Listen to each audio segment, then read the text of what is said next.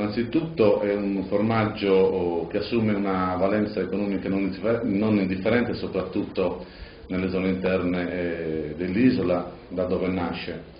Ricordiamoci che è un formaggio particolare perché è un formaggio a pasta dura, è un formaggio che dal 92 gode della denominazione d'origine protetta, quindi un grande riconoscimento da parte della Comunità Economica Europea. È un formaggio che ha un disciplinare ben preciso, per cui può essere fabbricato secondo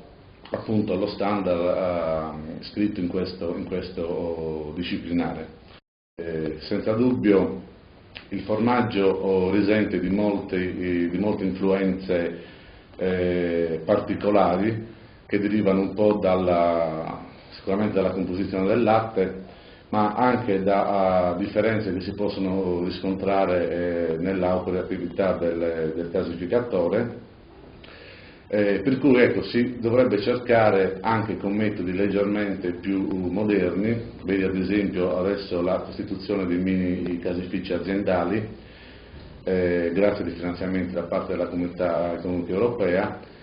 quindi cercare di standardizzare quelle che sono le sue peculiarità.